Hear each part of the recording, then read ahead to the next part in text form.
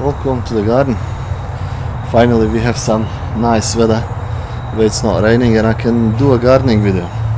Today I want to talk about my pomegranate tree and obviously some pomegranate tree, why you may not get some fruit on it. Now there's few reasons, some are more obvious than others, but let's go through them. Now, number one, maybe you have a pomegranate tree in the pot. If it's not a dwarf variety, it will never give you flowers and fruit. So you have to check that. Unless it's a dwarf variety, it will not ever give you fruit in a pot. It just won't. The pot is not big enough for it. Second thing, it may be too young.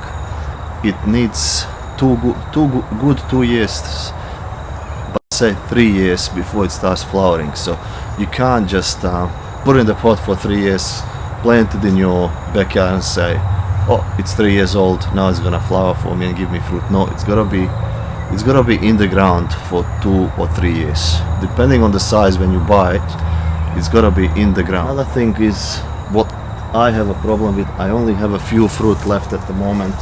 There's only a couple of them on the tree.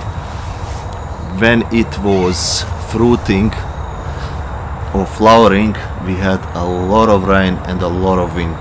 Really nice looking when they're flowering, but if you have a lot of rain and a lot of wind, those things will not get pollinated, and you will not get many fruit like me this year.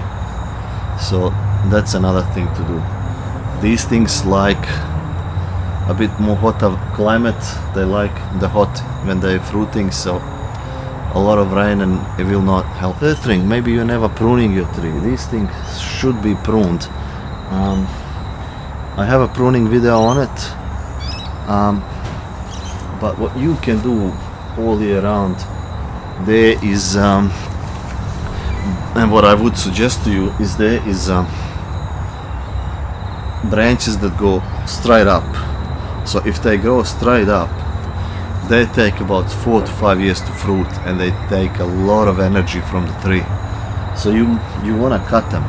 Now I'll show you one in a minute, and I'll basically cut them off. I'm gonna cut them off now. I will not wait for this tree to lose its leaves, because it's not gonna be a massive cut. There's only gonna be a couple of these that I can see on my tree that I'm gonna cut. But also what that does, cutting these, it also gives you a little bit more aeration in the it is important with any fruit tree to give it a lot of aeration, a lot of air circulation in the tree, so that it doesn't come to fungus and molds. Now let me show you in close up if I can get in here. See these long stems that are just kind of shooting straight up. These things need to go, and basically I'll be cutting them off. Also, these things are shallow rooted, so the roots only go about 600 mil, half a meter, 600 mil deep, not much. So if your topsoil is not really good, they basically won't give you much fruit.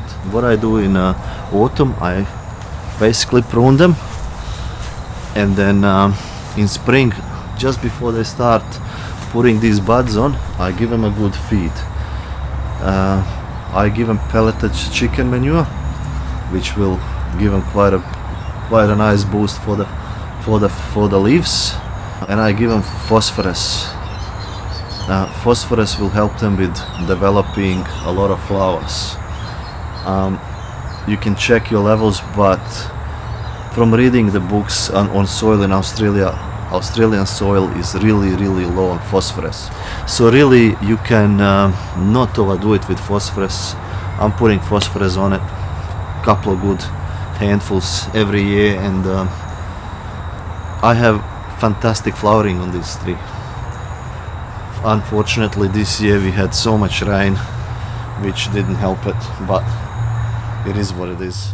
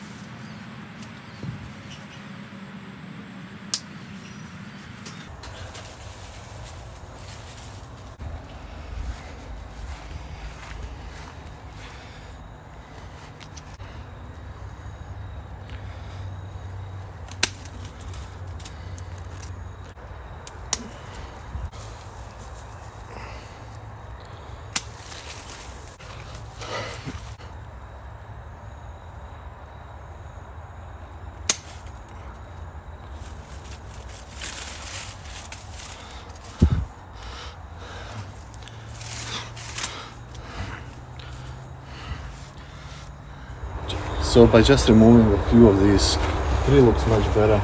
The branches are not all tangled up, and it gets much more air circulation. This will stop these branches of robbing all the nutrients from the tree and hopefully putting them back into the fruit, the little fruit that is left. I hope this quick tutorial video was helpful, and you can use some of my tips.